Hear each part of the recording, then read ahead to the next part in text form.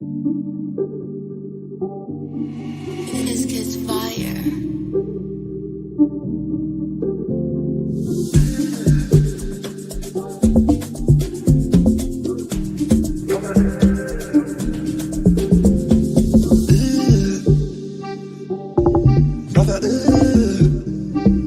What's that?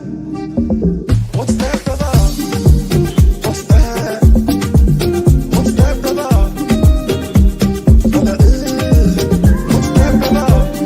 What's that? What's that, brother? Brother,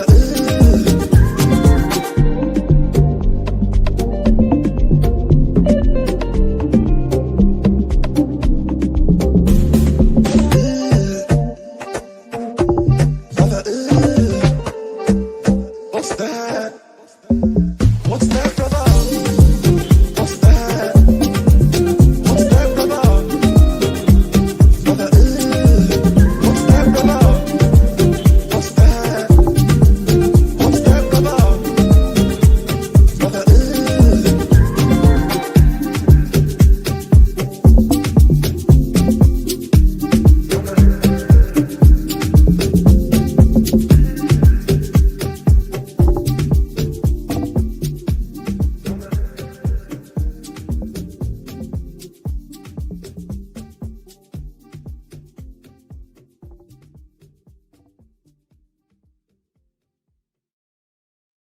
Yes, guys. Always who you. Sorry, I've got to add you to the stream, bro. My bad, isn't it? Got left I was out. a premium viewer right there is what I was. Row seats. Yeah, big up, bro.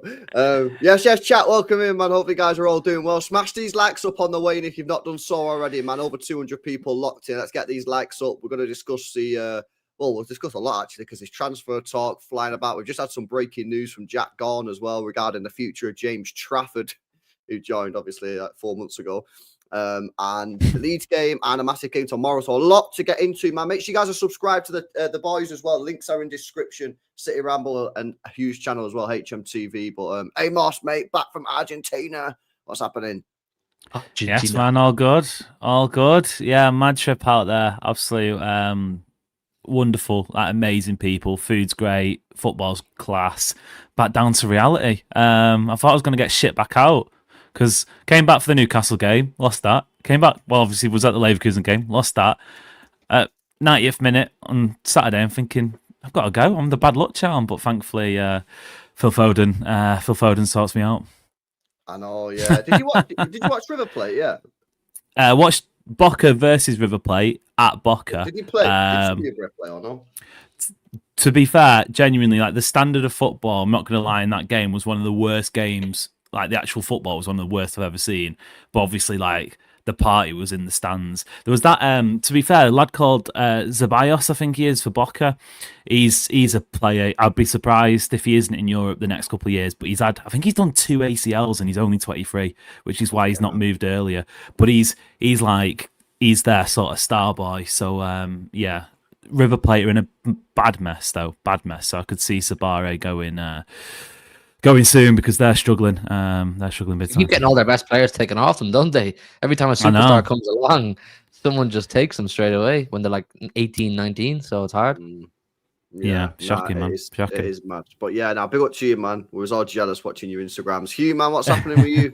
You've been going to Irish football. What's happening? Who won the league? Don't worry about that, bro. Don't worry about who won the league. It's not. It's really good. Yeah. It's not a big deal. No, I've been good, man. I've been good. I wasn't anywhere as fun as Argentina, but I was in East Manchester, so that'll. You're in Hardwick instead. And Coats are Argentina chat. Big up. Yeah. So I'm good, man. I'm good. I'm enjoying myself. All right, then. Well, listen, let's just quickly recap over the Leeds game. Then we'll speak about tomorrow, and we'll finish off on all the transfer news, man, because there's a lot to get on. But yeah, Leeds, lads. I'll start with you, Amos. Bit of a weird one to analyse, innit? I'm not gonna try and send you down a path. Just what were your thoughts from the game overall, mate?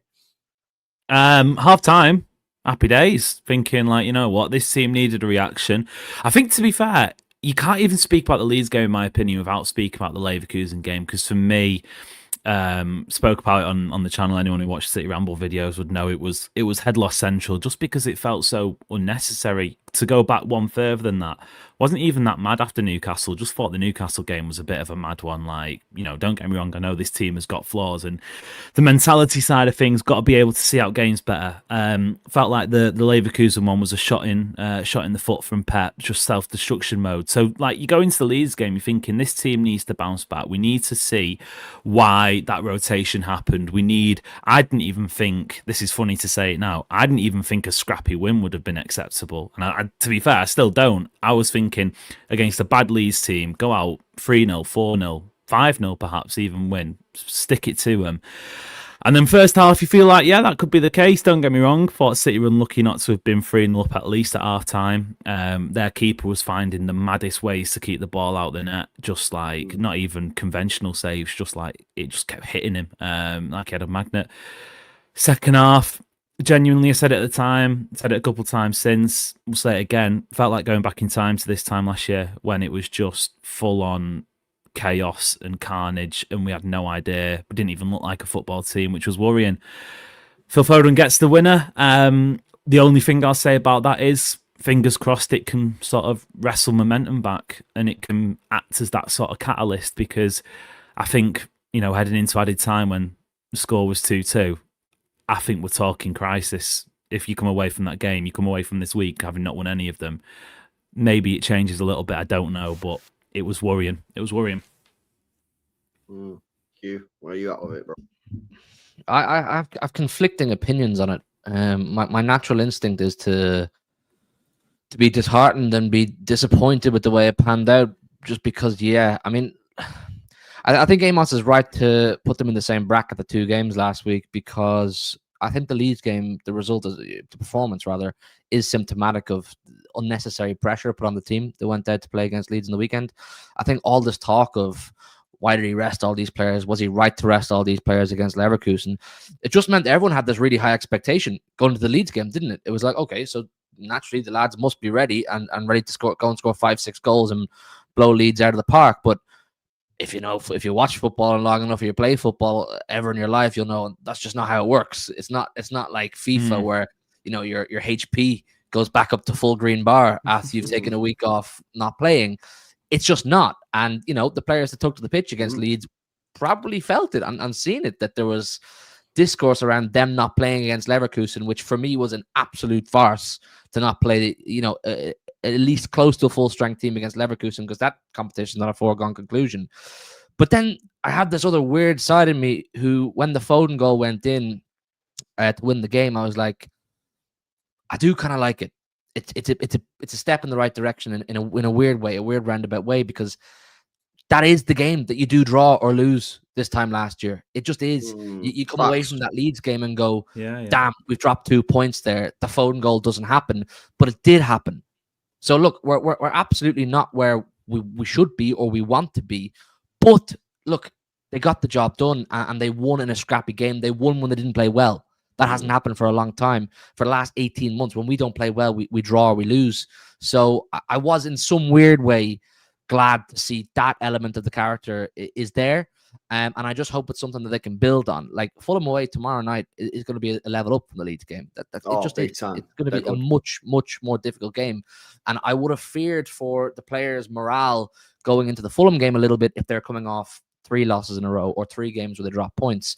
I'd been like, is this team starting to wilt and doubt their character, which they did last season? And I think they've admitted that themselves, a few of them at this point. So just the fact that they got the win over the line and they won dirty, it's not pretty for us as fans, and it's not what we want to see as fans, but you can be rest assured those players were going back into that dressing room going, fucking get in there, lads. Yes, we dropped our guard in the second half. Yes, a few of us made silly individual bozo errors, and the fans won't like that. But the fact of the matter is we still hung in there and got the win. So I have this really weird, I'm used to watching City blow these teams away, but then I'm also like, you know what? Fucking fair play in a weird way for going and getting the job done anyway. So yeah, it is a bit of a weird one to analyse, because the first half I didn't think we played that bad. I thought we played quite well in the first half. My only issue, my only issue, Amos, with the first half is I felt there was a lack of and I've said this for a long time, probably going back to last year, a real lack of sort of like killer mentality. Yeah. Like you're 2-0 up, right? And I'm sorry, chat, because I know I've said this a few times, yeah. But bro, yeah, you're 2-0 up at home to Leeds. The players, for me, right, should be going to themselves, let's go and fucking kill them, get that third goal, and then we can relax. And I feel like years gone by, yeah, when we was winning titles and that, yeah, we would have done that, yeah. Whereas yesterday, and people say, well, we still created chances. I'm not saying we didn't create chances, but can you really say that when we went 2-0 up, did you really see a team that felt like, go on, let's put these to bed, get one more, and then we can all just relax? I didn't really see it, and we almost paid the price. So for me, I really want to see over the course of the next, weeks and months, especially in the next like 5 or 6 games where we do have some winnable fixtures, if we do get in a position where we go 2-0 up, we don't just rest on our laurels and just sit there and go, oh, job done, because we've got to be honest and say to ourselves, we're not as good as we were 2-3 years ago at seeing those games at 2-0. We are going to concede goals because we're not as good as we were defensively like when we was in the treble year. So the best way to kill games off is by going getting the extra goal. That's the only sort of like disappointing thing I had from the first half, because I did actually think we played well. Second half, it was just a complete fucking shit show. Defensively, it was like last year, bozo errors all over the gaff. Gavadio, shocking. Nunes, shocking. We look rattled by a team that's got the 3rd worst defense in the league and the 2nd worst attack in the league. And we're at home, pretty embarrassing stuff. But like you said, put that to one side. We got the win. We just got to hope that the way the performance happened, that it sort of like kicks the players into gear. I've seen Phil Foden come out after the game actually and said he felt like we played shit the whole match.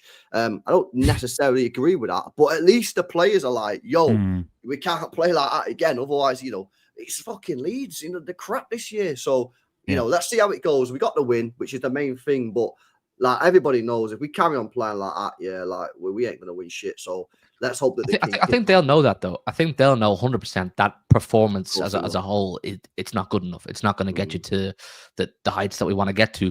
But I also do think there's an element of when you're kind of rebuilding in a way that we are, or trying to get back, to where we want to be, there is an element of you have to learn to walk before you can run. And I think us learning to walk will be simply just cutting out the bozo errors. And I think bozo errors, it's a great blanket phrase. I do really enjoy that phrase. Like, with that, when was before this? When was the last bozo error? And I know we got 2 in about 20 minutes. This is it. Which I think is a step in the right direction, because like you think of the drop points City have had this season. Okay, maybe 1 or 2 goals have been conceded being soft on set pieces, but like, a lot of them have, like that Harvey Barnes goal, that first goal for Newcastle a couple of weeks ago. Okay, fair enough. Maybe could have pressed them a bit harder, whatever. But it's a great finish. Like he's tucks it into the corner, and I think there's been a few of them this season where you go, fair enough. That's a good goal. So I think that I think you're right, Hugh. In that sense, it's a step in the right direction. The issue is, you feel like you've moved on from that. It can't continue. Period. Yeah. If it's a one-off, and in this next period of games, which, weirdly, like, it's annoying because City, the vibes were so high heading into the last international break. There ain't an international break now until March, and it feels like, as right now, you could maybe do with one coming in a couple of weeks' time, because it does feel like one of them seasons for City where they'll do, the momentum will be going well, and then suddenly one result would crash it, and you've got to work yourself back up a bit. There's no room for that, and it's only going to get harder come mid-December, because you've got lads going out on AFCON, and don't get me wrong, there are teams in the league that are worse off. It might be interesting actually to see which teams have the most players leaving, and if City play any of them, because I know like 1 or 2 teams. Yeah, Sunderland, New Year's Day, for example. Okay, maybe there's a bit of slice of luck there going to Stadium of Light. So yeah, that'll be interesting. But there's no respite now. It's what I think up until the Chelsea game. I think it's 9 matches. That's 4th of Jan, so it's basically a month. 9 matches in 3 different competitions. You come out of that Chelsea game, your season's gone 1 or 2 ways, in my opinion. And I think you're either at the end of the month or the start of January going, right, City are in a top 4 battle. They may or may not have been knocked out of the League Cup. We'll know the FA Cup opponents by next week, I think, as well. You can look at that and say, this is what we're fighting for. Or possibly we get another weekend like this where Arsenal go away from home, they drop cheap points when they should have won, and suddenly City are in. I never feel like, to be fair, I don't want City to be leading the table at this point because I don't think this team has got that, like we say, killer mentality to go out and win 15 games in a row and just get it done without any danger. I've always said that I think City can win the league this year, but it would take inconsistencies from other teams at the same time. If you're within 5 points come that March international break, happy days. In fact, whisper it, I'd probably take that now, if I'm being honest, because I know there's a game against Arsenal at the Etihad after that and international. I think anyway, I'm pretty sure. Yes, yeah. So I'd probably take that now because I do, the back of my mind, I do feel like there will be a week or two like this where you have 1 or 2 results, and I don't know if we can afford that anymore, which is fine because like the team is in rebuild. I'm not saying we should be expecting it is sink titles. or swim time. It's probably sink or swim. We're like, because as you said, there is no respite in the middle there, or over the next few weeks where you can kind of take a step back and go, right, we have 2 weeks now to reevaluate and reassess. It's now a case of we're either going to put the foot down on the pedal and we're going to go full steam ahead at this, or else, we're going to have symptoms of last season. And it's like, okay, this team just isn't ready. And that's just something you have to accept if that comes around. But I think this Leeds game will be somewhat of a turning point, whether it's for the right or the wrong reasons. It's going to be either, okay, the team step back, like Phil Foden say, and say, we played like absolute shit, that's not good enough. And then they take all the learnings from the other day and move forward and rectify them. Like I think Amos, you said, how many bozos has there been this season? Bozo moments.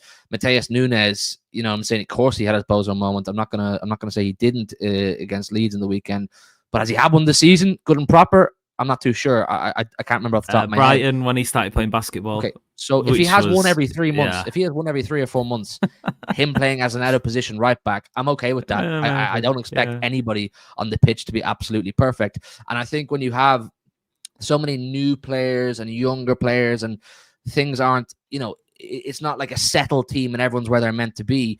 You're always going to have games like the Leeds game where it just doesn't click and it just doesn't function properly. And if you think that Leeds game of the weekend is the last time this season we play like that or we struggle like that, you're way in over your head. There's plenty more of that to come. So, like I said, the next few weeks is going to be really, really interesting. There's great opportunities for City to take momentum. The Sunderland game is going to be a really exciting one. That's a great one. I've watched Real Madrid pretty well every week for weeks now. They're nothing like what they should be and what they normally are. If we were to go to the Bernabeu and get a result or play really well or something, all of a sudden it's like, do you remember the Villa game in the treble season where it just clicked after that and everyone went, boom, okay, we're on it. Now look, this team's not at that level to do that, but you have to take your little wins here and there and build off them. So I'm not throwing my toys out of the pram at this just yet. I think December and January are going to be massively defining months for our season. So yeah, and fundamentally, it was a great weekend for City. You know what I mean? With the draw yesterday. So it's been a good. You'd have taken a Chelsea win though, wouldn't you? I think. Oh, of course. I would have preferred a Chelsea win, but at the same time, going into the game, I thought Arsenal were going to win, so I'll take it all day long. Same. You know well, at half time, I was convinced Arsenal were going to win. No, shocking they didn't. To be fair.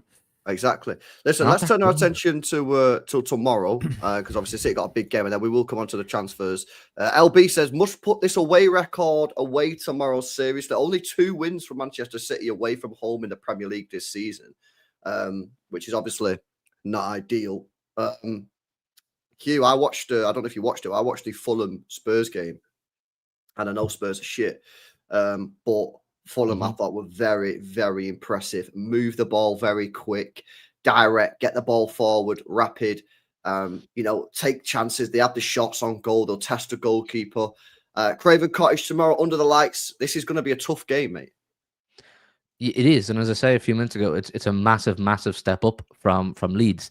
Leeds, obviously, a newly promoted team. They, for them coming to the Etihad's a free hit. No one's expecting them to do anything. Fulham are well and truly established banana skin for multiple teams for years now, and they have been. I've always felt when they come to the Etihad or we go to Craven Cottage, it's an extremely difficult game. Whatever way they've always been set up, the players they have, the way they do it, whatever way they do it, it's one of those ones. It's like Brighton as well was another one for a couple of years. Wolves as well at one point. It's just one of those games where you have to be on it. You absolutely have to be on it. And I think if we weren't to win, that's mad the psychology. Because guess when the last time Fulham beat City was? I didn't know this before looking. 2009. but But it's like in your head, you feel like it's still difficult, don't you? In my head, it's like the one where, remember, Haaland missed a penalty a couple of years ago, or then he scored a winner in the last minute. I remember it was on my birthday in like 2022, 2023. I just have ingrained in my head that Fulham are a difficult team. But look, they are where they are for a reason. Do you know what I'm saying? They're in the Premier League for so long. They've taken points off so many big teams for so long for a reason. So, like, they're going to look at us and go, that City team that played against Leeds in the weekend, they were full strength. They rested for a week, and that's the performance they put up against Leeds. They're coming to our place tomorrow night. There's absolutely nothing stopping us hopping off them. So, like I say, City really have to take all the positives from the Leeds game they can and forget about it and move on, because it's not going to be easy. It's really not. They've only not Fulham's home form, by the way. Yeah, I was just going to say they've only not won at home twice. By the way, bringing out that 09 stat, you've jinxed it. No, but I think it was in a roundabout way to support the point, because even though City have got a strong record against them, you do always feel like you say, they've only not won at home twice a season. Apart from Arsenal, the last time they were beaten at home was the final day of the season when City got 2-0 win and secured Champions League. So yeah, it's not, don't get me wrong, it's not an intimidating place to go. It's not like fucking Galatasaray or even in the Premier League. Those West Londoners, man, they can get they might if they have some decent Merlot and a nice charcuterie board before kickoff, then they might be getting a bit rowdy. No, it ain't ideal. It ain't ideal at all. Especially when you look at the sort of players that Fulham have in the ranks, direct, fast, physical attackers. What sort of profile I've City struggled against this week, let alone this season. It has been the physicality, which has kind of dropped off a cliff a little bit, which is maybe something to look at in the window. But yeah, big game. If we were to beat Fulham and Sunderland this week, I think the whole perspective changes massively. Everyone all of a sudden goes, right, that's 2 massive wins. It feels like that sort of season, though, doesn't it? Across like the it Prem, is, yeah. Like no team at this point, I don't think you can even say Arsenal. Maybe more Arsenal than others, but sorry if there are Arsenal fans watching. I don't know if they're as good as they think they are. They're not. Right now. They're right not. Now. No. And you can say, the Bayern game, of course, great performance at home in November. It's much different when it's March, April, May. I just don't know if and I said this from day one this season, the team that is the most serious will win it comfortably. And I don't know if there's a real serious team right now, because 45 minutes against 10 men. I know it's Chelsea, I know it's a rival, but they look like the team that had 10 men. So yeah, they were shit, and they've got Villa away this weekend as well. So obviously, again, it's an opportunity for City to close that gap. Do you know what I mean? Yeah. But obviously, like again, I'm looking to see from City tomorrow night. I'm looking to see hunger in the players, because I didn't see that. Yeah, on Saturday, I didn't see hunger. Yeah, I've probably seen it at 2-2. Yeah, but fuck that. I don't want to see it at 2. I want to see it at 2-0 to go and kill the game off. So I want to see hunger tomorrow. I want those players going out there tomorrow thinking, this is going to be a tough game. We've got to full send it. You know what I mean? If we get the win tomorrow, that puts the pressure back on Arsenal, who've got Brentford the day after. And of course, they've then got Villa at the weekend, man. So, this is another big week. You know what I'm saying? And because, there's so many games coming thick and fast because it's the festive period and that, yeah? You got just game. You can turn a 5-point deficit into a 3.6-point positive within a month or two. So yeah, this is a massive game for me. I do think we need to make a couple of changes though in the starting 11s tomorrow, lads. And for me, the first one has got to be Josko Gvardiol, because he is just, in my opinion, so far off it at the moment. I'm not going to start roasting the guy, because I do think we've absolutely spammed him out, and I think it's probably partly our own fault. But do you agree that Gvardiol needs a rest, dropping, whatever you want to describe it as? Yeah, I thought exactly the same before the Leeds game, and then it comes out and does that.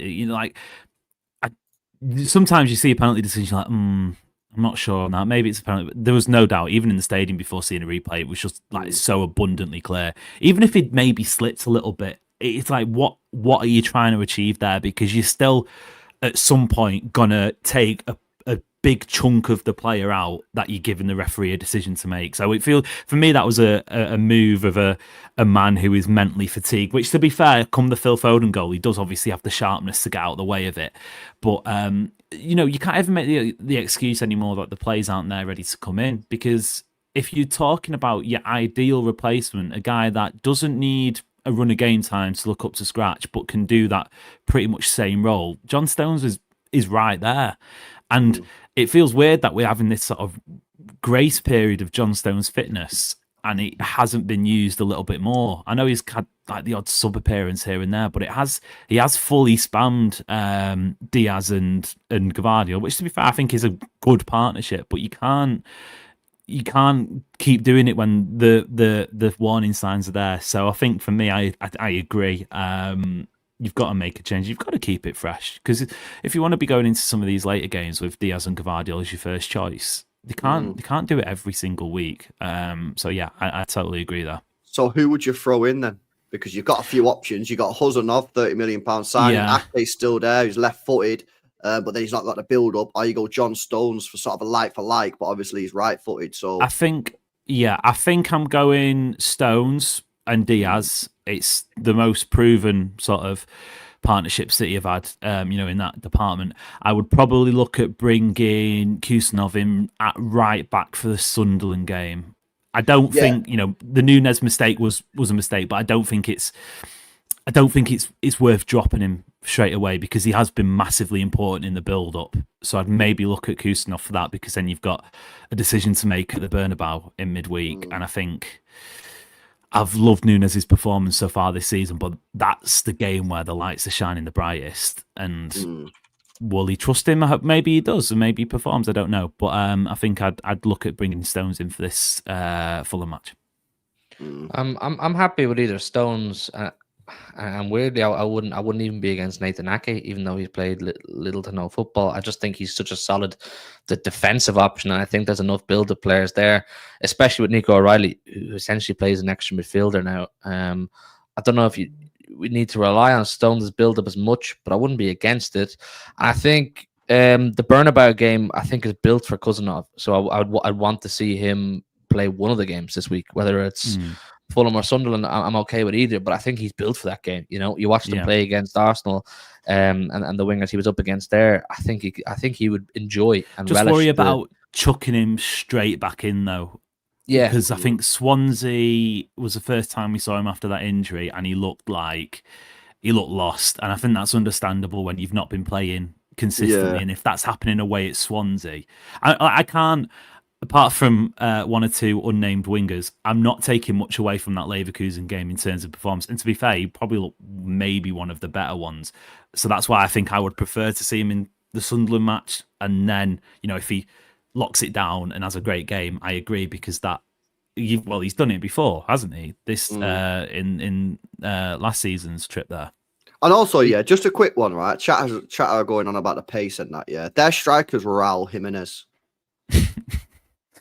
I'm not being funny, mate. But if we're getting fucking outpaced by Raul Jimenez, what's going on here, mate? So I think that's fine. I don't see that as a problem personally. I think that's the one. I don't want to be fucking about with the right back and the left back as well. I don't want to start making wholesale changes. I just think it's a Gavardio issue. He needs some time out of the team, resting, dropped, whatever terminology you want to use. And for me, that's how I'd go. John Stones, Diaz, they should just be able to get on with it.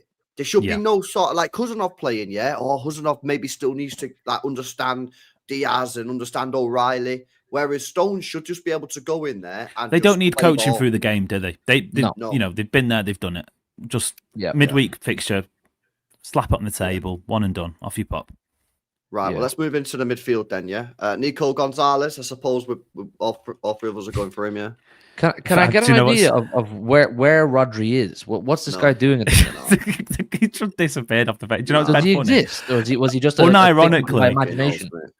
Unironically, we need a backup for the Rodri backup, because the Rodri backup is getting cooked to the point where Rodri was, and we'll just have the same issue.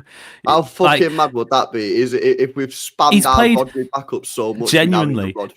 So here's the mad stat. Obviously, Rodri's not been available. Kovacic hasn't been available. Nico has played the full 90 minutes in each of City's last 7 matches across all comps. Yeah, that's not ideal. And you look at the schedule coming up.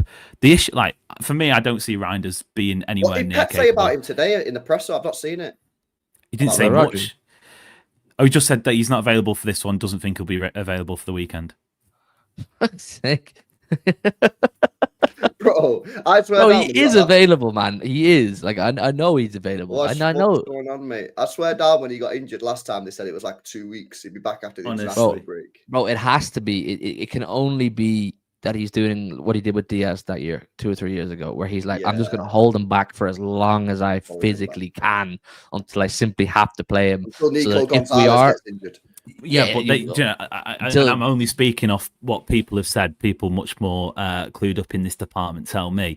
But like you can say it's one thing when someone does the ACL and you don't want to rush them back. Obviously, that's the case, and maybe they did. Personally, I want to trust the guys that are paid thousands to sort of do the sports science and I the medical. Wouldn't after last year, personally, but that's just me.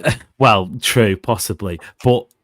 Again, repeating what other people have said that know about this, and if there's anyone in the chat and can back it up or disprove it, please do. But they also say when you're coming back from an ACL, you need to play because other parts of your game, like your fitness and your durability when you've not played for so long, it might be that your ACL is the issue, but you might have an ankle problem on the opposite leg because you've not been tested or your body's not durable. So that.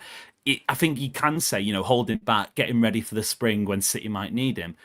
Obviously, one of the issues here is you might kill Nico Gonzalez in the meantime. But like whenever he does come back, there will still be some, like durability problems. There'll be another grace period. And it's like it is a catch-22. It's like Van Dijk is the best example for me of how to manage a comeback from an ACL. I think he spent a couple of months, 6-7 months, not looking his best. But the big thing by all accounts, I know Seamus Coleman had a bad injury like that a couple of years ago.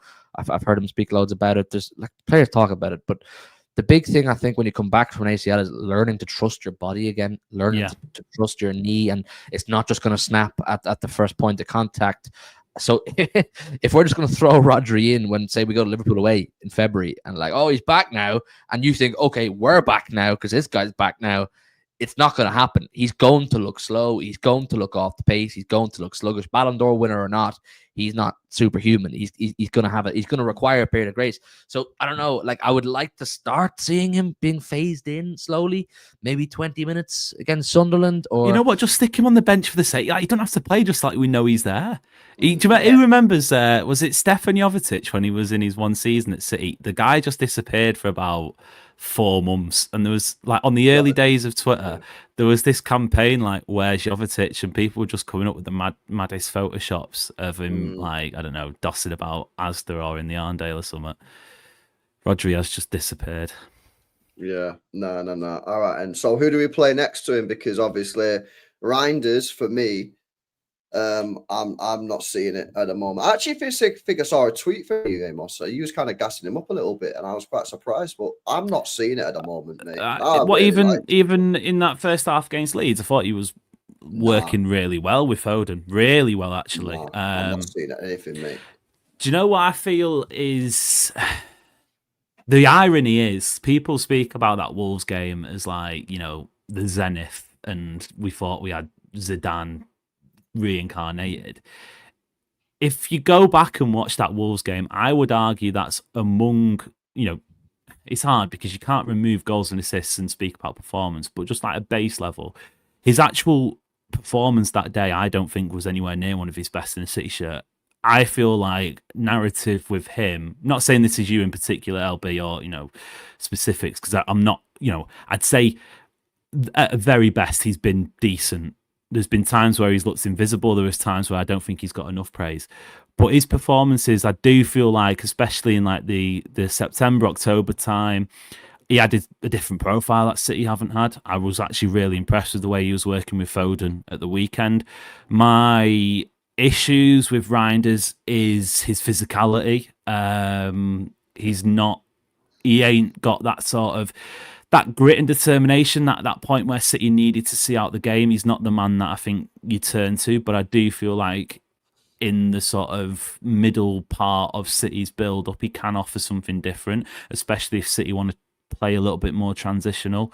I feel like maybe he could be better suited to away matches where you might have more of that space. So if he starts the Fulham match, I'd be fine. But I thought that first half there was really good parts.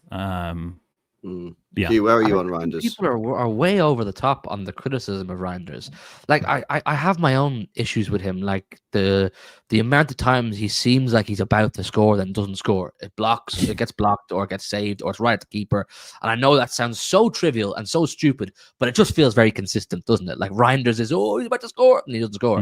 But I do think, stylistically and ability, he's a terrific footballer. I do. I think he's really gifted. I think he reads the game really, really well. And weirdly, I'm gonna put him in the same bracket as I am Florian Wirtz at the minute. I think everyone knows they're both really, really good footballers, but they just haven't quite adapted to what they're doing properly yet. They haven't quite clicked. Whether it's the pace or, as you said, Amos, the big thing is the physicality. He does seem, for quite a big guy, tall wise anyway, he gets bullied a little bit. He's shoved off the ball quite easy sometimes. But I think everyone's was expecting Reijnders of Serie A to come in. That's not a fair expectation because it's a totally different beast coming from the Serie A to the Premier League. And also everyone's also used to, your Gundogan's who would score loads of goals and whoever else from midfield who would be, brilliant in the final third. He needs time, Reijnders. I don't know how much. I don't know what the meter for me is in terms of how much I'm willing to give him, but he definitely needs more time from where he is now. They'd have also expected him to come in and play in a Rodri, and for whatever reason that hasn't happened. Oversight, and you're talking at that point, your physicality levels in midfield go up a notch. Again, I think you stick one, and he's been really unlucky at times when you think of some of the chances he's had that somehow have contrived not to go in. There was a one at Monaco, which was a great strike and hit. There was one. Remember the game just flashed wide. Was it recently? Maybe Bournemouth. I can't remember. But you stick another 3 or 4 goals on there, which I don't genuinely sounds mad, but I don't think is out the realms of reality. He has got quite a few assists. Actually in the Champions League where he actually had a performance. I think you're talking about him differently. And he is that sort of midfielder where you do need more goals and assists because that's kind of. But I think yeah, I agree with you. The overreaction has been quite large. People about him like playing with 10 men. I mean, that's fine. I think that's rubbish. I don't care if he's 27. It does. Like I'm not arsed if he's 27 or 37. If you're coming from the Serie A to play in the midfield in the Premier League, I think there has to be a certain element of okay, fair enough. Do you know what I mean? We're not getting I don't know, Prime N'Golo Kante or one of these, elite world-class midfielders. He's a very good midfielder coming from a very good league, but he's not an elite midfielder. He never was, and he's not that yet. And he's not coming from, at the minute, an elite league. So I do just think he needs a bit of time, Like, I think Amos makes a good point. If even 2 or 3 of those, poor efforts at goal, which should have been goals, go in. Everyone's looking at the stats and going, "Oh, what a midfielder he's been! He's come in and he scored these goals, and he's absolutely mega." So the narrative can flip so easily. But you watch him on a week-to-week basis, or when you do, he's an extremely gifted player. He's really technically good, and he reads the game really well. So I'm not like I think some of you are doing way too much, saying he needs to go and he's a flop and he's rubbish. I think that's disingenuous, if you ask me, man. Funny, Rodri, anyone? Do you remember that? Yeah. Yeah. There's too many of you wouldn't have survived 2020 Rodri. There's too many of you in this chat would have been like, "Who is this Rodri guy from Atletico? He's 60 million. He's rubbish." Come on, man. Like, so what are we doing then for Fulham tomorrow? Back to that's an interesting question. I think obviously put Foden in there straight away. Foden Reijnders for me, man. I'm happy. Bernardo, man. I'm going Bernardo Silva, boys. I'm sorry. I'm taking the Bernardo still play because I wanted Bernardo in Sunderland. Sunderland are a nitty team. Like they can get. I think Bernardo needs to play that game. Can he play 3 games in a week and then go to the Bernabeu and play? Because I think he needs to play both of them as well. He will play in the Bernabeu. 110% Bernardo plays in the Bernabeu. I think he needs to play. I think this is a game where he starts. Yeah, he starts the game, and then at 60 minutes, you bring on Tijani Reijnders and said, right, yeah, you got half an hour here. You know what I mean? I'd do it the opposite way, mate. I'd do it the opposite way, but you're in charge. Yeah. Yeah, I'm gonna take executive control on that one, lads. What Right, is this dictatorship, bro? Doku left winger. Yeah, Are we playing I'm Mamouche? going Are we playing Marmouche. I But mean, I was explain that having one. this chat. Yeah, nothing against Doku's performance. Well, I mean, to be fair, he wasn't great against Leeds, but that's fine. The reason I say it is because Doku's played a lot of football recently, and you go back to early days Doku, alongside sort of G. One of the biggest issues we're having was, that the consistent injuries, and I think you look at the sort of the match going away. I think it's 15th of December after the Palace game for AFCON. So he's not going to be an option right now. The Semenyo and Oscar Bob viable options for getting genuine sort of good quality performances on the wing. I think you make better use of Marmouche whilst he's still there. It's nothing against Doku. I think Marmouche played well there at times last season. I'd just shuffle the pack a bit. Again, they can't all play every single game. Yep. I don't know, man. I don't know what to do here, boys. just make your executive decision, man. You're going to do it anyway. He asks us a question, but says it anyway. He goes, nah, I'm not going to go what you boys want. I put Haaland in there, yeah, because obviously Haaland, but he was Yeah. not very good. I didn't think he didn't look like No. he cared really against No. Leeds. No. What do I do? Do I play Marmouche off the right? Could we try an experiment maybe? Marmouche off the right. Have we Doku seen on the that left? yet? We Have saw seen it that last yet? year. I said this a couple of weeks ago. I would love to see Marmouche off the right, but give him a drifting role. Let him move in field as well. Yeah, So, didn't he play he played second striker last year, didn't he? Unless it's a specific game I'm missing. I don't remember him playing start as the, obviously moving about a bit. I don't remember him starting on the right. Okay, I'm playing Marmouche right wing. I prefer to see Turkey, but I wouldn't be Cherki against. can bench, and then Cherki can come off the bench. What you saying, chat? It's mad. I think you're running a risk with Doku. I think you're running a risk with Doku. I know, mate, but he's creating chances, man. He got robbed on Saturday. So he goes down. Marmouche is out at AFCON. What do you do? Semenyo no. Semenyo and Bob, you know them two wingers that get loads of goals, assists. Choosing whether you want to shit or piss yourself. Pick your poison. I mean, they're in the squad, so you know what I mean. Like, I think, do I do that or do we need to start Cherki, man? I feel like we kind of need to start Cherki, though. I do. I think we there's need to every start Cherki. possibility it's that team, but Turkey starts on the right instead of Marmouche. Yeah, Pep don't like Marmouche at the moment for some reason, man. Nah, He's got to start doing. abandoning him. Yeah, I think that's probably how I'd go with it, me personally. Yeah. And then try and get Doku off of Marmouche for more than 3 minutes. That would be pretty cool if we can do that. But that's probably how I'd send that. But yeah, you can make a couple of different changes. Let's see what you guys in the chat are saying before we just do the transfer talks. We need to we need to update our November stats, bro. Oh, the November stats. Yeah, we'll do that, man. I don't think it'll take very long. Yeah. People No just net saying, November. Yeah. Oh god. Right, let's come on to these transfer talks then, boys. Yeah, because there has been the transfer news is popping. Let me start off with this one because it's just dropped about an hour ago or so. It's Jack Gaughan, and Jack Gaughan has come out. Obviously, for people that don't know, Jack Gaughan's one of the best, if not the best, City journalist. He's one of the best anyway. He said James Trafford and Stefan Ortega are both open to leaving Manchester City in January transfer window. The Englishman told he was joining as a first choice goalkeeper when he arrived from Burnley in the summer. So obviously, you know what I mean? City told him one thing and then, listen, shit happened. We ended up signing Donnarumma. But Trafford, can you guys see him leaving in January? I mean, yeah, 100. Like I think it's the most nailed on transfer of the window, isn't it? It's like they didn't consider his feelings, and that doesn't sit right with me. Do you know what I mean? They never consider Trafford's feelings. Like, bro, the game's the game, man. Do you know what I'm saying? Yeah, you were signed, maybe you were told to be first choice goalkeeper, but then Donnarumma became available. We weren't going to say no. Like, it's just unfortunate for you, man. Do you know what I mean? You're a decent goalkeeper. You could go on to be a great goalkeeper, but unfortunately, timings didn't work out for you, mate. Do you know what I'm saying? So go be the number one somewhere. Go do your thing, and I would love to see him be involved in the World Cup for England, but it's just the way it panned out. It's so unfortunate for the guy, but the game's the game, brother. You're going to have to firm that, man. Do you know what I mean? Like, go play for Bournemouth or someone.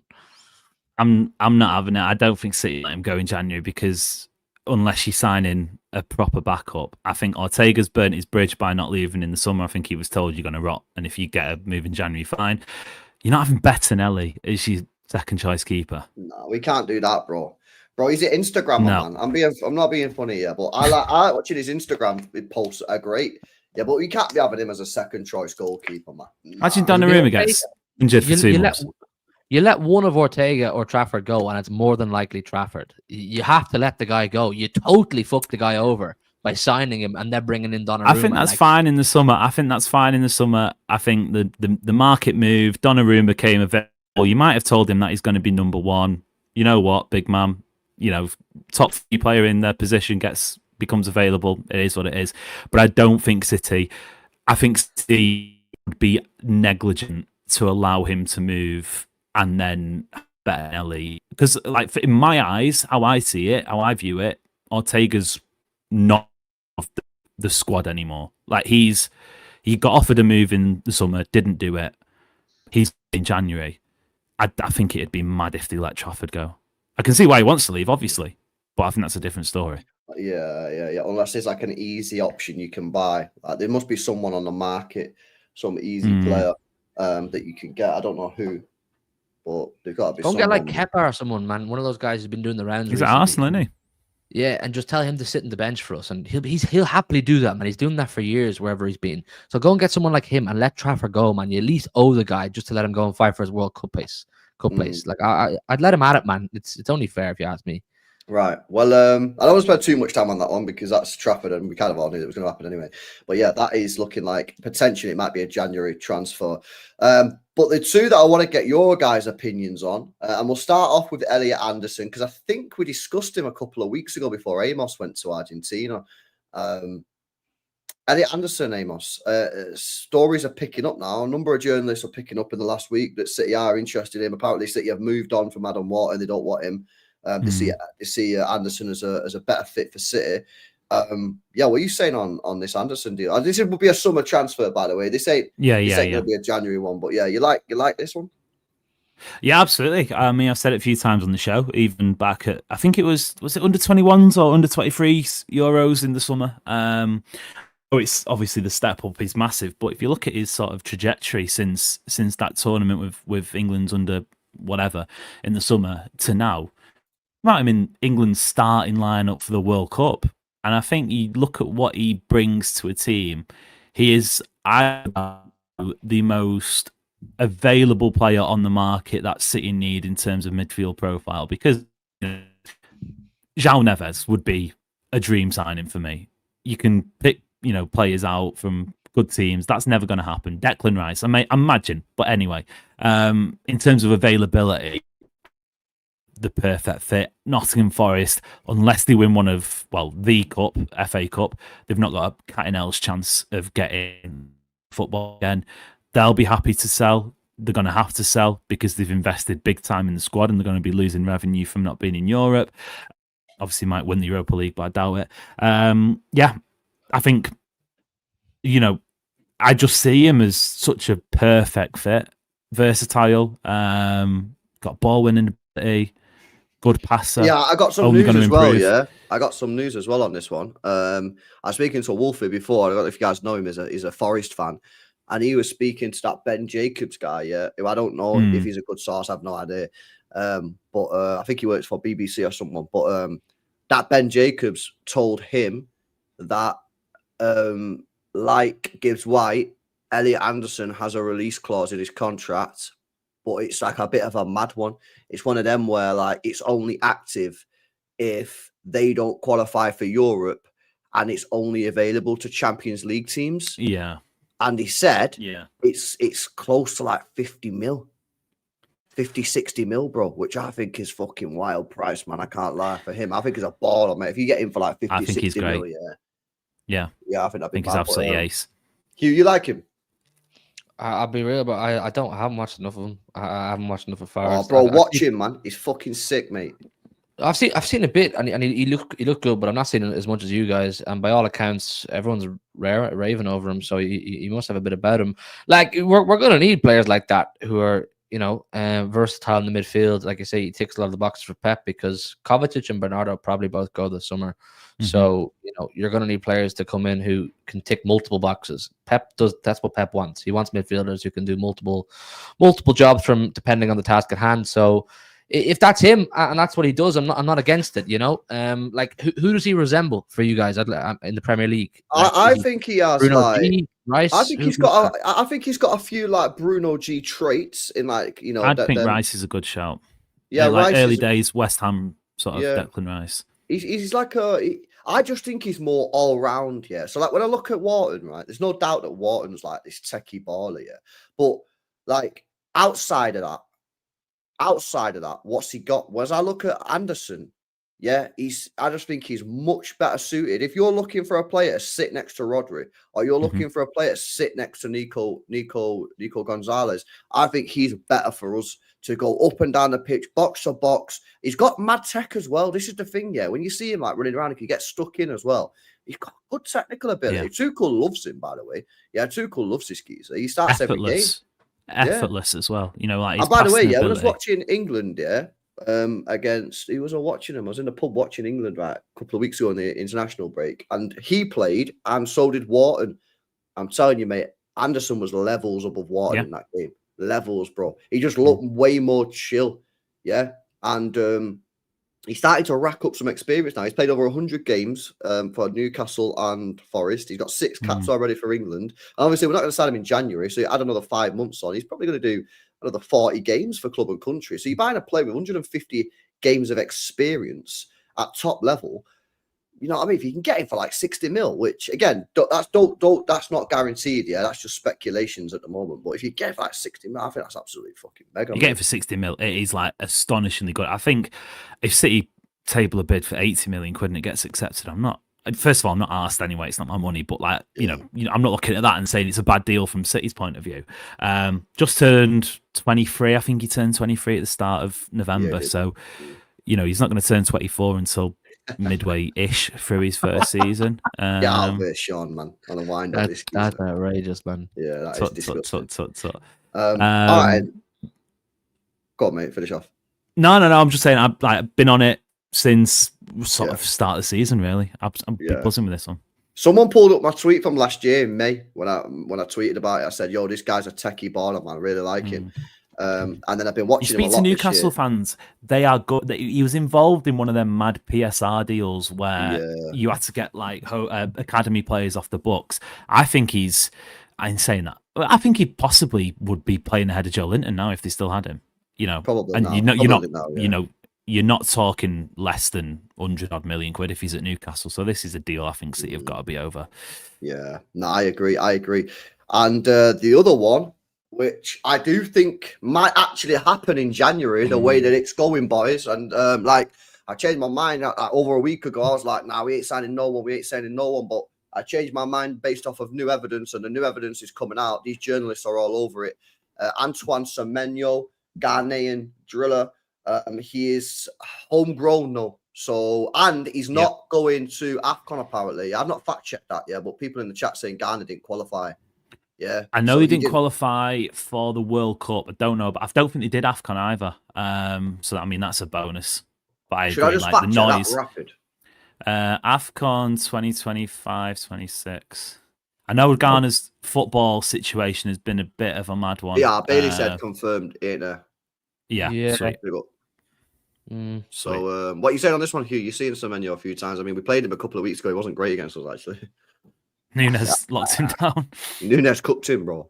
Yeah, I don't know, man. It doesn't get me gassed. It doesn't get me gassed. Like it doesn't. It just for whatever reason it doesn't. I just think he's too similar, maybe to Doku or something. I don't know what it is. Like I've seen him a good few times now. He's obviously a danger man, and I'm always cautious of the big fish in a small pond, and small pond, big fish type thing.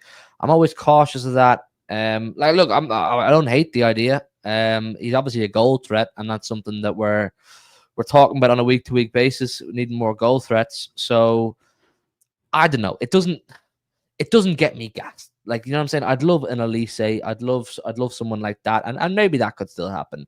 And the depth in goal threats is exactly what we need. So I don't know, man. It doesn't. I'm not gonna be. I think, you need to accept, bro, that it's highly likely that Savio and Bob are not here next year.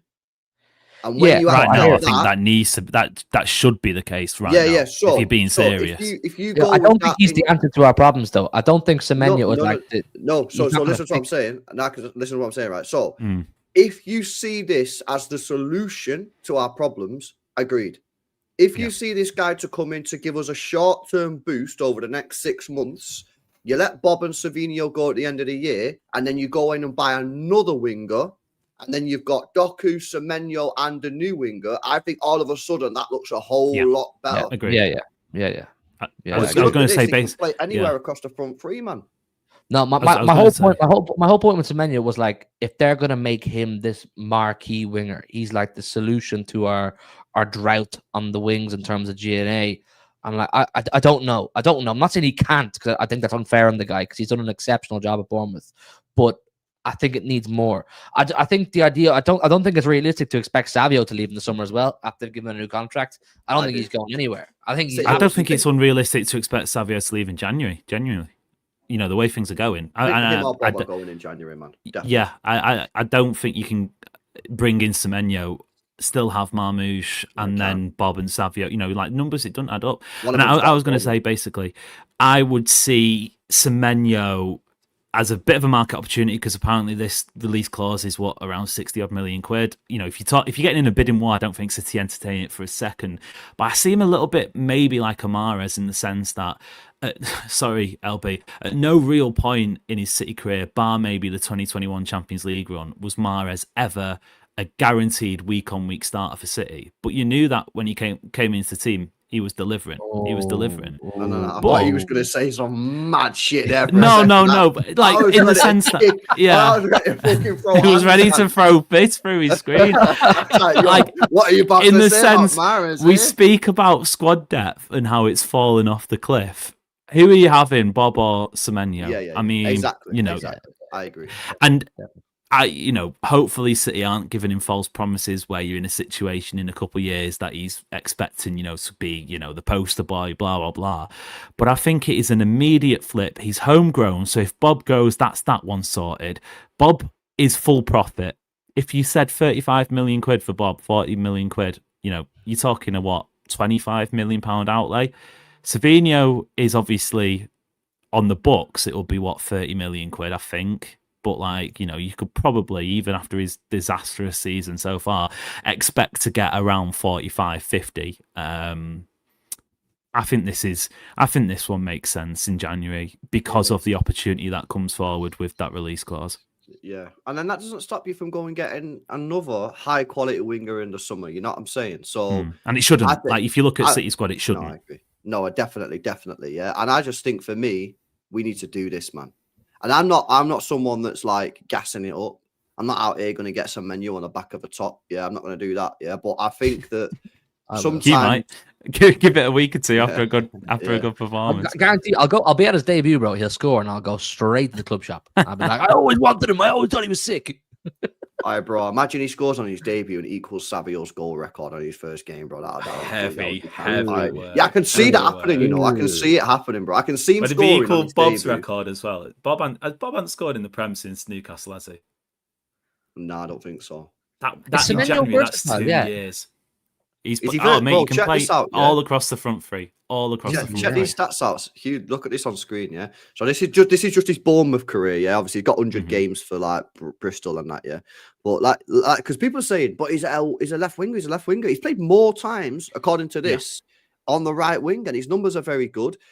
He can score with his left. He can score with his right. He's the most balanced shooter in the Premier League. Yeah, out of every player in the Premier League, he's got the most balance in terms of left foot, right foot shots. Wow. So he's comfortable no matter where you're playing. Do you know who I think goes under the radar for Arsenal a little bit? And he's not the same player in any sense, but Leandro Trossard, in the sense that when he was at Brighton, he was a little bit similar numbers-wise and just got goals. And, he's not your flashy player. He's not your star boy. He's not this, that, the other. But you need to be I know I was speaking before about Arsenal not being serious. I think that's in different aspects, mainly mentality. But go back to it, Mahrez, for example. You need those players if you want to sustain challenges across multiple fronts. Quick sell Semenyo for 100 coins. No, I think we need to go. I think we need to go and get that one done. Other than that, I don't think we've been linked. We got linked with that right back, that fine old geezer, Reed, and I've never heard of him.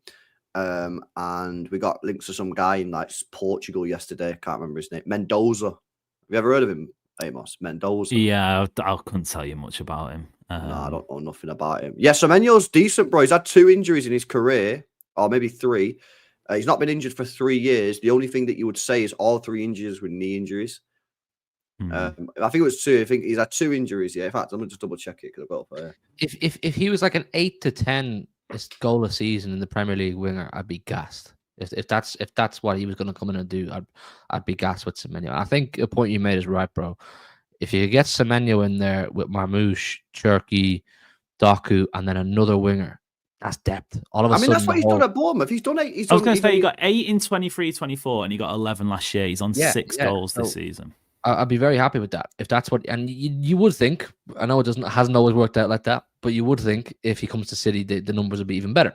But you know, that's a different kettle of fish. So the whole narrative on our wingers changes if you bring in someone like him and another one who's another maybe 8 to 10 goal a season winger. I'm not saying you have to go and get Elise. I keep banging on about Elise just because I think he's cold, or Rodrigo or anyone. But even another like 8 to 10, 12 goal a season winger.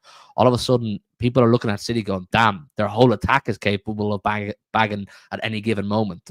And it's not just a case of if you keep Haaland quiet, you go a long way to stopping City. So I'm not against it. Do you know what I'm saying? It's not one where I'm going, wow, this is earth-shattering. But I get the idea, and I would like to see it play out. Yeah. Sweet. All right, and boys. Anything else from you two? I need to see my stats, man. I need to know. Oh, you want to see your stats? Yeah. All right, let's have a look at this then. KPIs, bro. The KPIs, yeah. 1-to-1 meeting. 1-to-1 meeting. Oh, Savio's got a verbal warning, man. Savio has a verbal warning. Bob and Savio in the manager's office. Bro, let's have a look then. How did we do this last time, bro? I can't remember how we did it last time. How did we do this last time? Was that on Google Sheets or something? Excel? Yeah, it's on an Excel spreadsheet, bro. Remember these numbers sent my head flying last time. Yeah. Everyone always cooks us with the numbers and says they're mad unrealistic, but actually they're not. If you're a decent player, you can hit these numbers, bro. This is That's the issue, though. Half of them aren't. These G and A assists, you bozos, all comps, yeah. So don't help a lot of them, to be fair. Yikes. So he didn't get nothing. I can check that in a minute. I think he got 2 assists, did he? I'll do a bit of thingy. Yeah, have a look at that. Who else has been injured? Foden's got a few. Yeah, we need to check it, man. We need to check it. Let's have a look, boys. Let's update the spreadsheet, man. Yeah, we need to see who's cooking. Reijnders got 2 assists against Dortmund. They were his only. Okay. Oh, he's on 6, mate. So he's cooking, mate. That's not bad. That's not bad. Useless according to him up there. Yeah. Ooh, like playing with 10 men, someone said before. Yeah, I feel like he is still, you know what I mean? Nico G, did he get out this He got a goal against Liverpool, didn't he? Well, goal. Like, it was I'm not sure it was on, well, it must have been on target because he definitely got awarded it. Let's have a look. Current season. Deflected, wasn't it? Got nothing in the Champs League. It was deflected. No, he got a goal. He scored against Liverpool, but it was big deflection. It was big. Big deflection. up, man. That's his first one. He's broke the bagel curse. He's on 1 now. Yeah, he's a bagel. 0-0-0. I've watched tennis when someone gets bageled, where they lose a set to 0. Nico O'Reilly, what he's saying, did he do out? Yes, he got assists. He got an assist at the weekend. Oh, he got 2, mate. He got 1 against Liverpool. Yeah. Oh, he got 3. He got a goal against Bournemouth. 2 assists. Yeah. He's hit target. He's hit target. What? He's already on target. He's hit target. We said 5. And he's on, what's he on 3? Wow. Yeah, that's mad. Yeah, he's on 5. We both said 5. Yeah, he's hit target, man. That's a random Shirky got Shirky. I think Shirky's getting employee of the month, you know. Oh, yeah? Cherky. Well, He got what's he 2 saying? against Bournemouth. Yeah. This needs checking because there was definitely more. Was the Swansea game in October or November? I think it was October because I was on holiday. Let me double Right, check. so maybe it wasn't as high, but he got a goal against Dortmund as well, didn't he? Dortmund. So he's defo on 3. 2 against Bournemouth. That's 3, Yes. and then 1 against Yeah. Leeds. Was the last game in October, yeah. Of course, Yeah. he got 1 against Leeds at the weekend as well. So he's on 4, mate. Right. He got 4 in November, Turkey, yeah. Yeah. He got. I go for it again. He got a goal against Dortmund. He got 2 assists against Bournemouth and an assist against Leeds. So he's Well on. done. Yeah, 7. what's he on now? He's on 7. Okay. He is a G&A merchant, though, isn't he? Yeah, Absolute. Like, I think he that's why we just made it churns so them out. high. Yeah. Just churns them Nah. out. Yeah, that Foden. Swansea game was Foden, an assist against Bournemouth, 2 goals against Dortmund, Yeah. and then a goal, 2 goals against Leeds. So 5. 5. Oh, Fair he's play, on Philip. double figures, man. He's almost at double figures, mate. 9. He's on track to hit target if he keeps going the way he is. Yeah, he is. All right. Marmoush. Has he been out? Zilch. Nothing, yeah. Nada.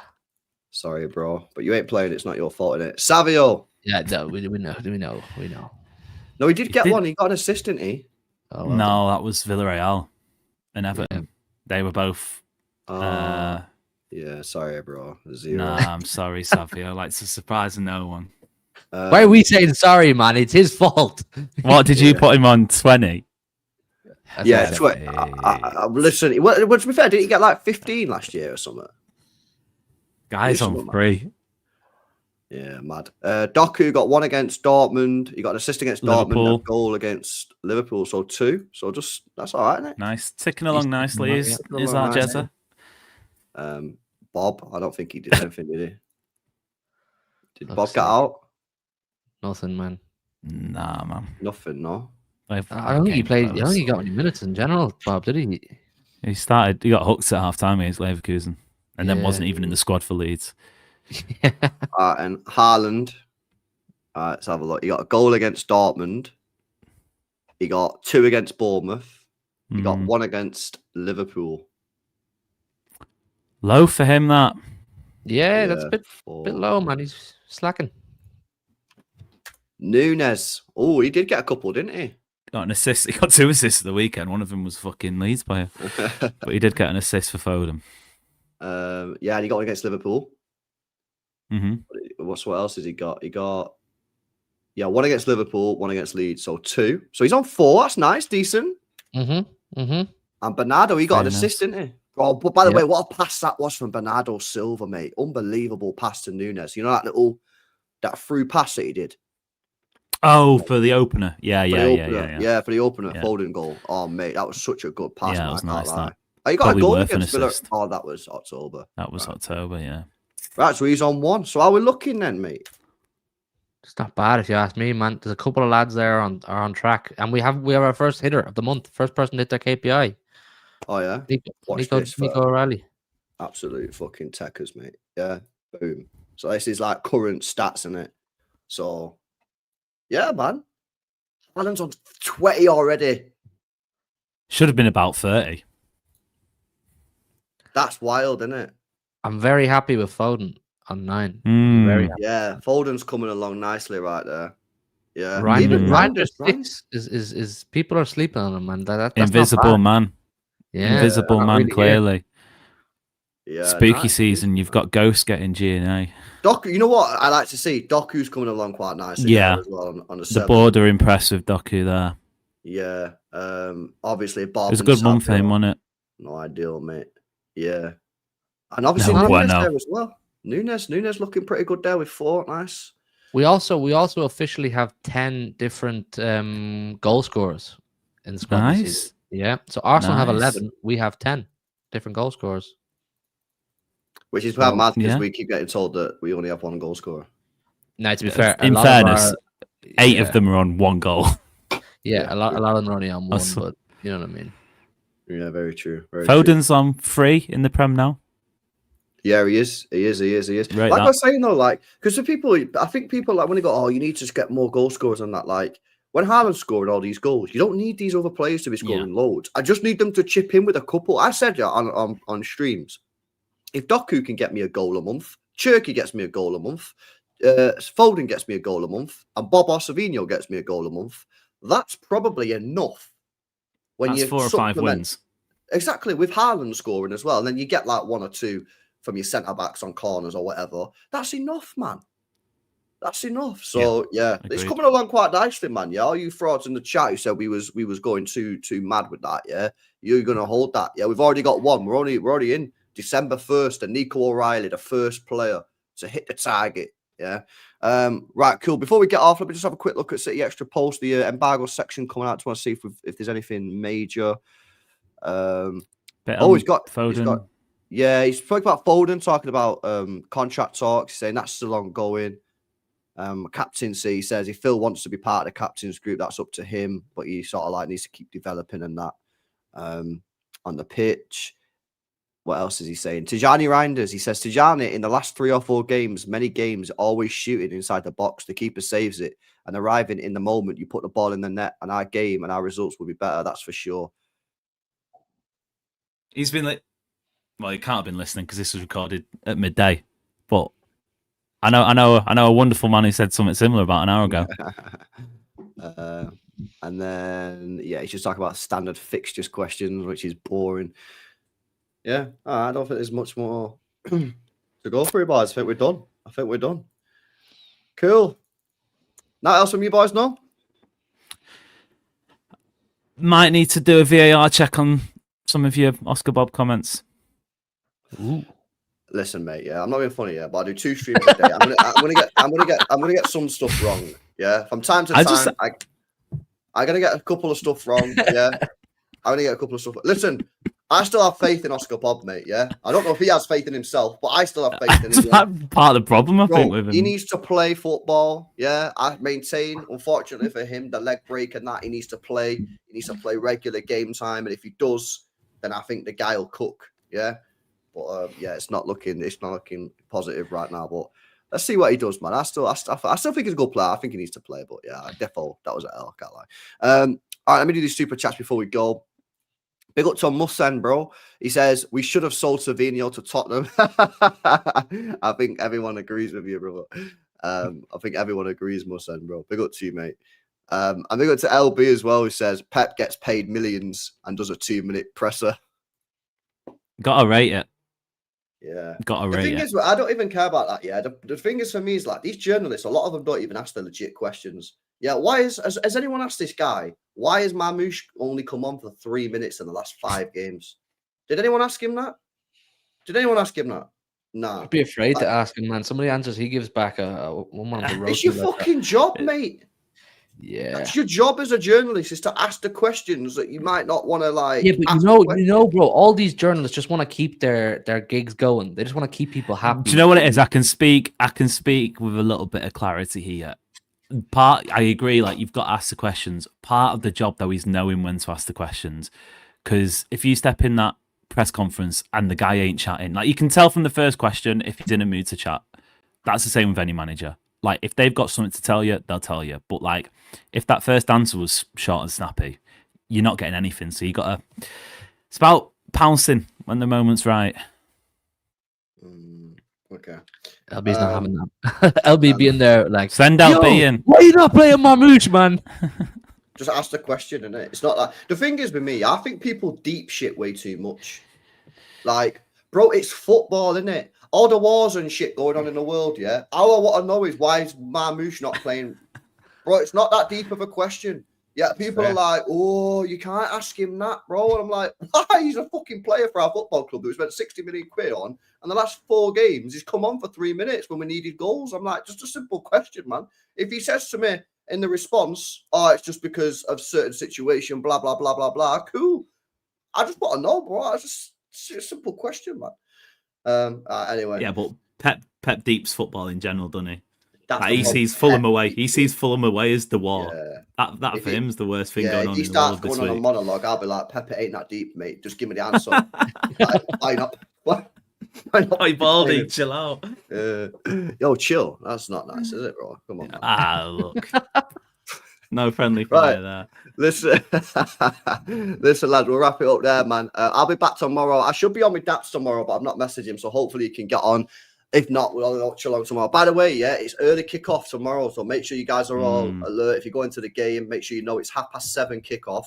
Yeah, and obviously watch along and start at 6:30. So, yeah, just an FYI on that one. Don't be turning up at the stadium at like 8 o'clock, man, thinking, yo, what's going on here? You know what I mean? But yeah, big up to you. Smash a like on the stream before you go. Make sure you guys are subscribed to the lads. All the channels are in the description. Amos's gigs on the Spotify's and the Apples and all that kind of stuff as well, the podcast app. So it's not just YouTube. So make sure you're checking that out. Really good podcast. And he's on it with Joe as well. I know you all love Joe. Yeah, I shouldn't have said that. Probably just fucking not going to get you any traction now, mate. So to chat at you. Someone's got to love him. You know what I mean? Someone's got to show Joe Butters some love. Brilliant. I think he's big up Joe Butters. He's the real winner this week. Nah, defo. Listen, lads, smash the likes on the way out, and I'll catch you in the next one. Peace out.